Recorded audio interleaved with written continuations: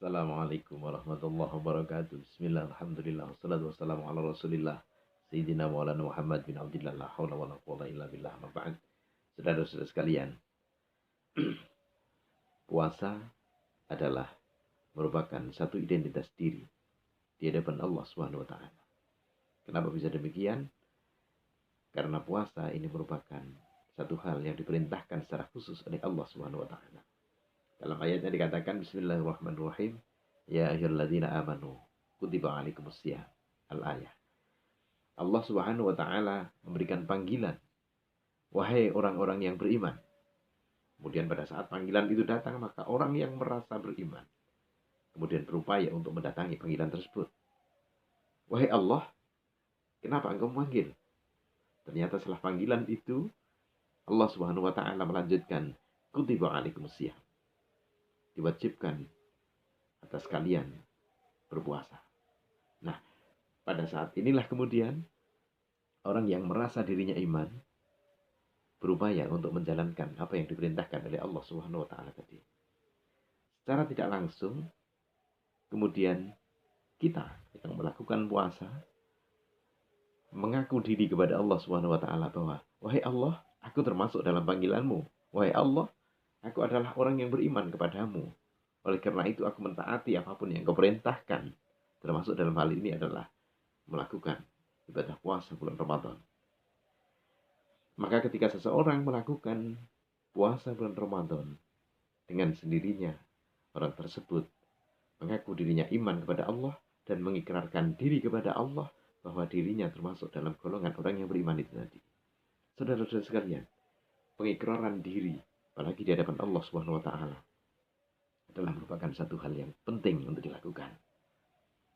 Pertanyaannya, kenapa kita perlu berikrar? Bukankah Allah Subhanahu wa taala Maha tahu dan Maha segalanya? Saudara-saudara sekalian, kenapa kita berikrar? Karena Allah membutuhkan itu. Secara tidak langsung, Allah Subhanahu wa taala mencoba untuk melakukan satu pemilahan. Kalau dalam bahasa sekarang barangkali adalah mengajari kepada kita untuk melakukan politik identitas. Melakukan pemilahan. Siapa yang beriman dan siapa yang tidak beriman. Maka dari sini jelas garisnya. Yang beriman adalah yang mentaati perintahnya berupa menjalankan ibadah puasa Ramadan, dan yang tidak beriman adalah dia yang mengabaikan perintah itu dan kemudian tidak mau menjalankan ibadah puasa bulan Ramadan.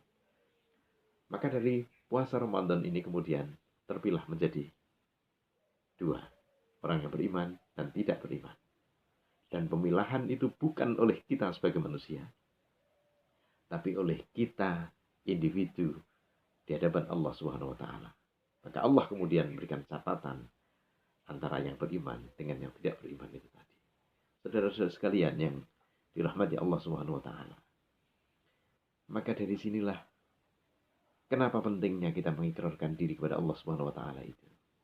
Tidak lain adalah dalam rangka mengikatkan erat kita antara diri kita sebagai individu, sebagai hamba dengan Sang Khalik Allah Subhanahu wa taala. Karena pada saat ini Allah Subhanahu wa taala sedang memberikan perintah kepada kita dan kita diuji untuk mengikuti perintah itu.